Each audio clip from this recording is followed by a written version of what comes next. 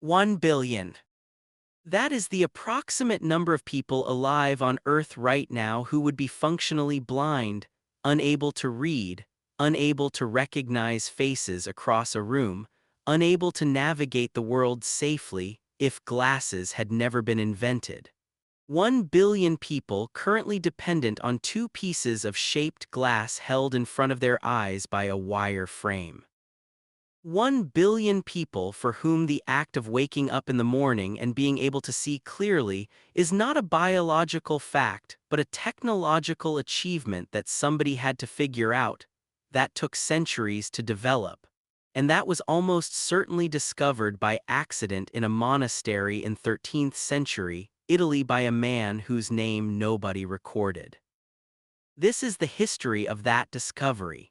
It is also the history of what the world looked like before it, and what happened to the enormous number of human beings throughout history who simply could not see, who went through their lives in a fog of blurred shapes and unreadable text and unrecognizable faces, and for whom no solution existed because for most of human history, no solution had been found.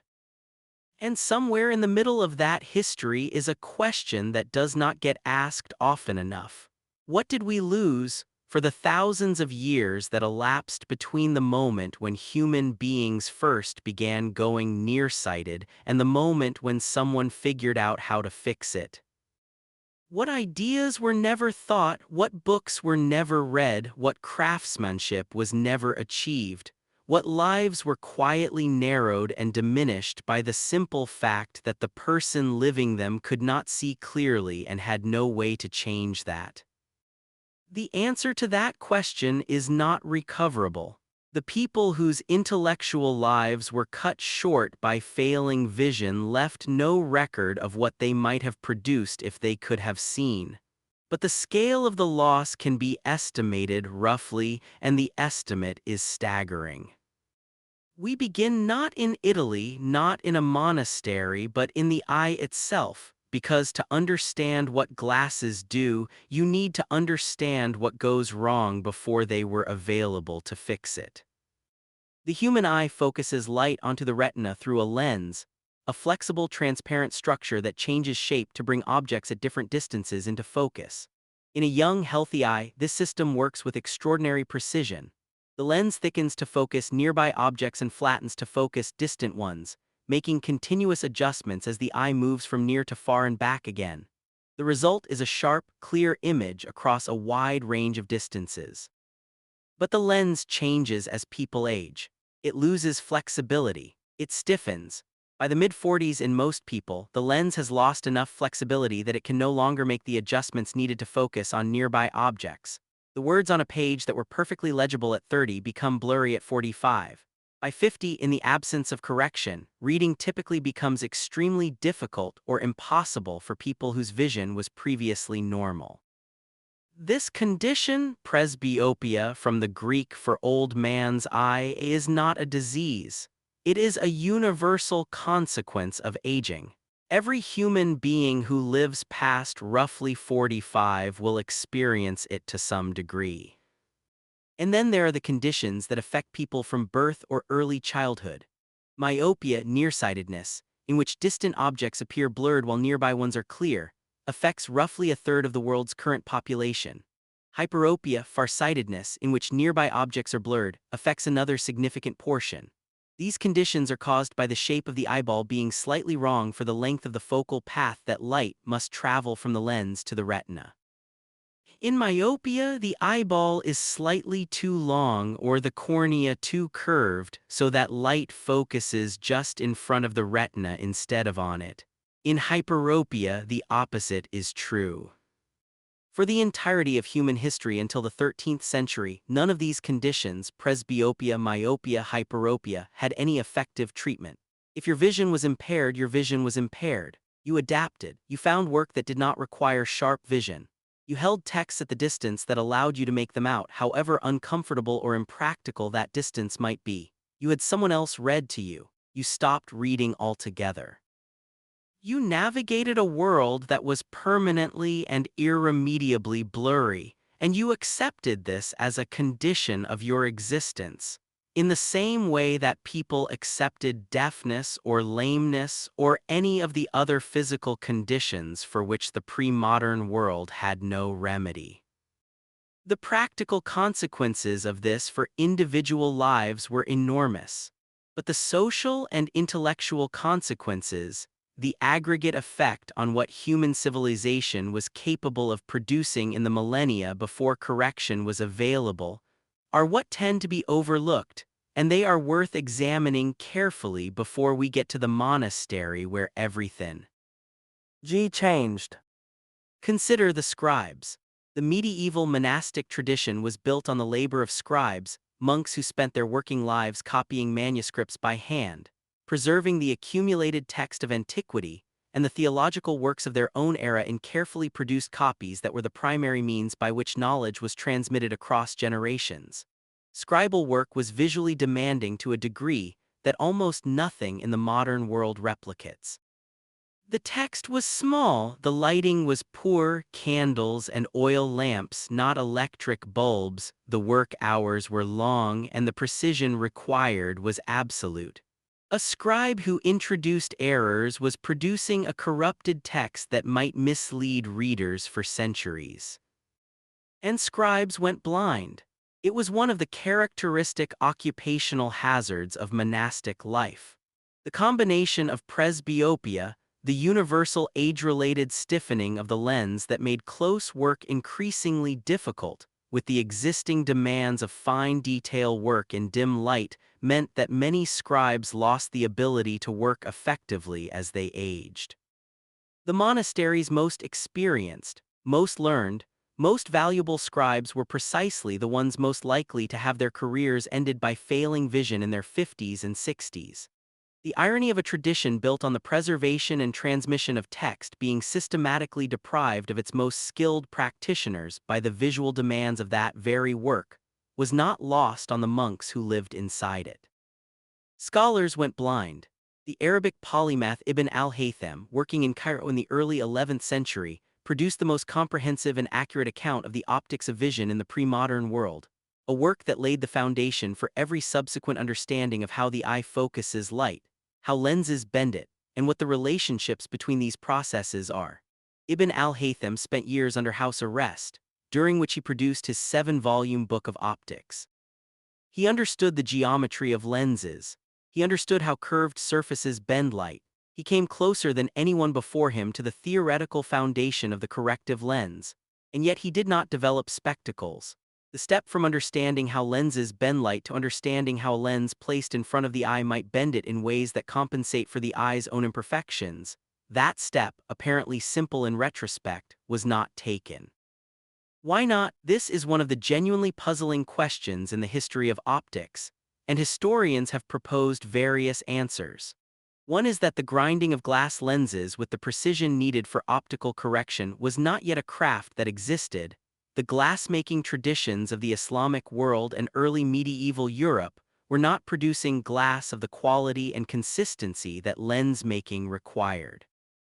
Another is that the theoretical framework for understanding how a corrective lens works, the understanding that the lens needs to compensate for the specific optical error of the specific eye being corrected, was not yet in place, even for someone as sophisticated as Ibn al-Haytham.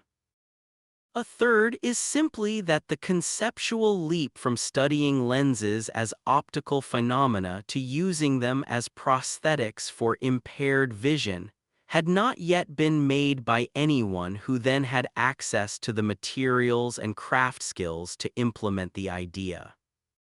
All three of these factors were changing simultaneously in the workshops and monasteries of northern Italy in the second half of the 13th century. The glassmaking industry of Venice was, by the mid-13th century, the most technically sophisticated glass production operation in the world. Venetian glassmakers could produce glass of a clarity and consistency that was unavailable anywhere else in Europe. The city's glassworking tradition, which would eventually be relocated to the island of Murano to reduce the fire risk to Venice itself, had accumulated generations of craft knowledge about how to produce glass with specific properties, different degrees of transparency, different refractive indices, different resistances to heat and breakage. This was not academic knowledge. It was practical, commercial knowledge held by craftsmen who made their livelihoods by producing glass objects that customers wanted to buy.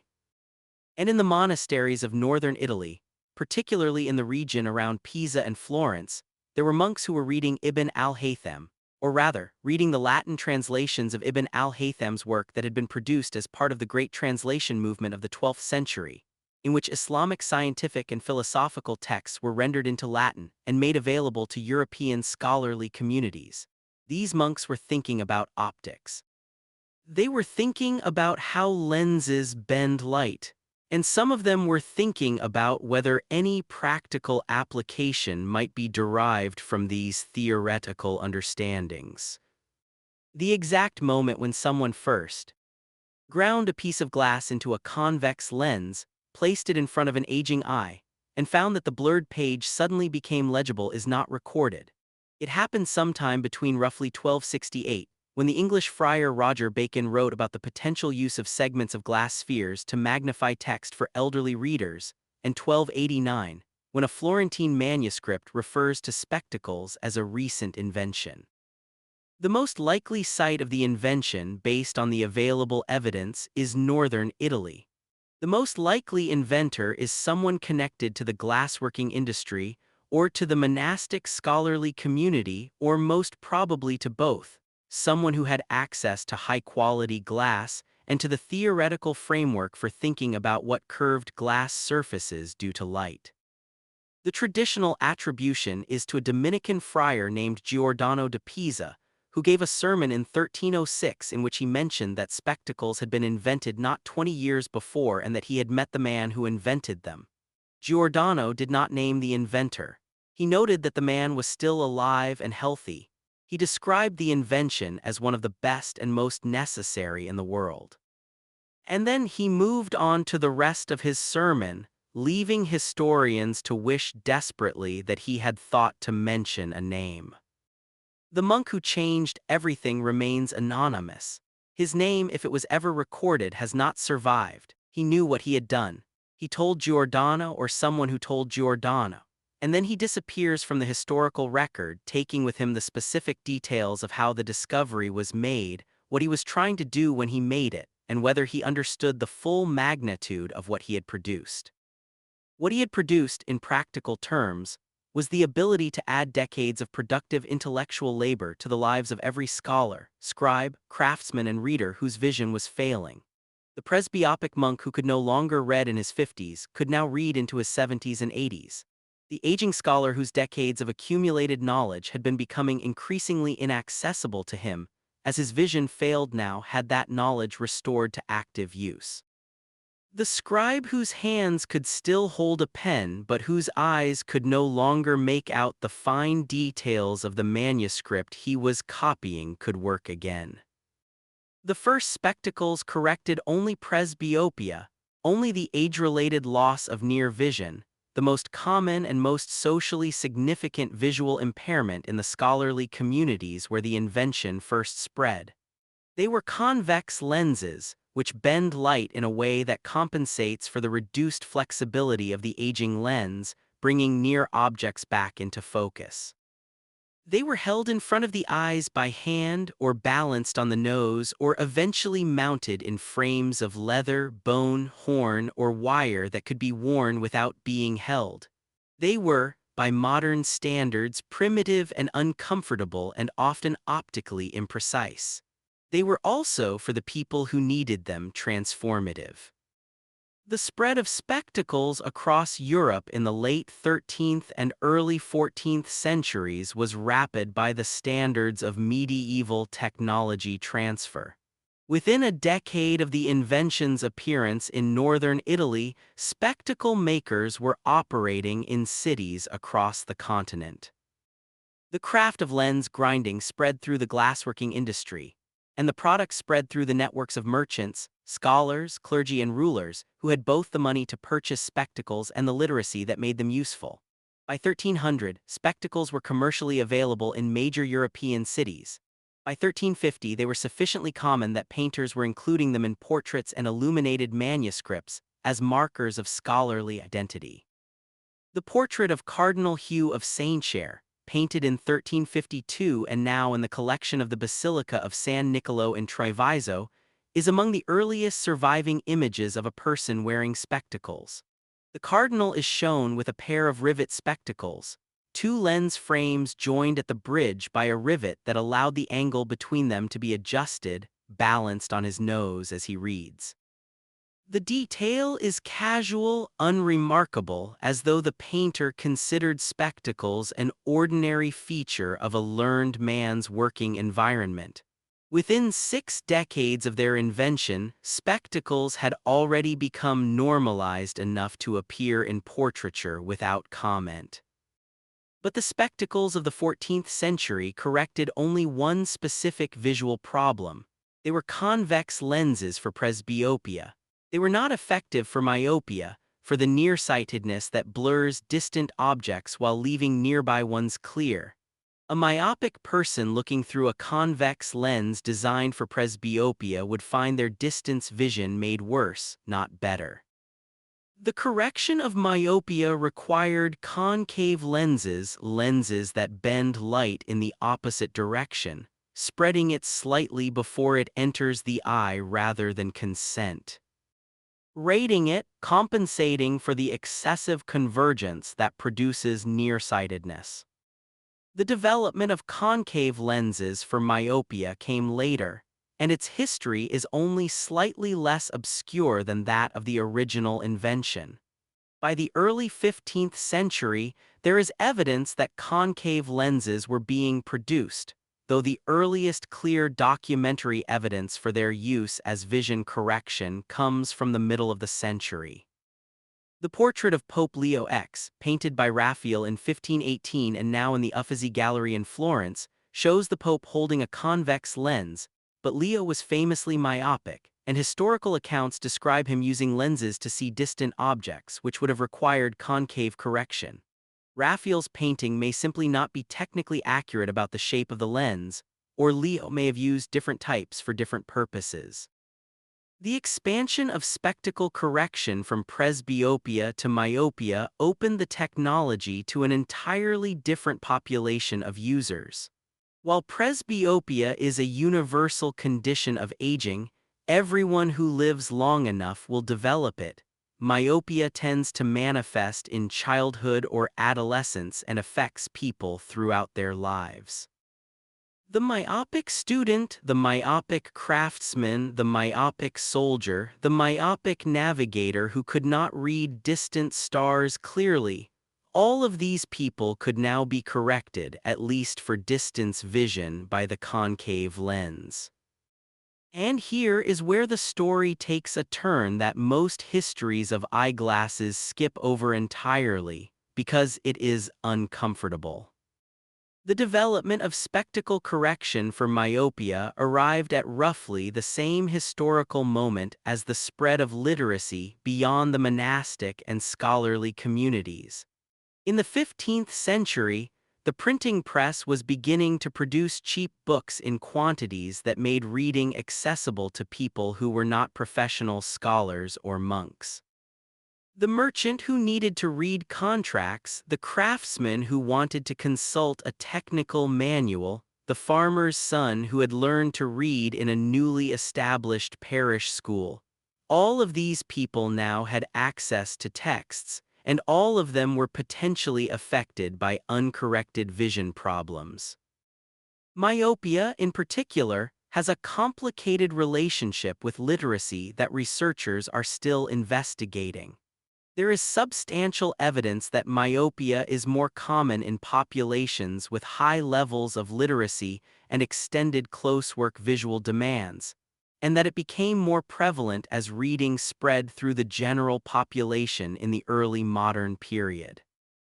The eye's development is influenced by the visual environment during childhood and adolescence, and extended near work, reading, writing, detailed craftwork, appears to be a risk factor for the development of myopia. The more people read, the more people became nearsighted. The more people became nearsighted, the more people needed glasses to read.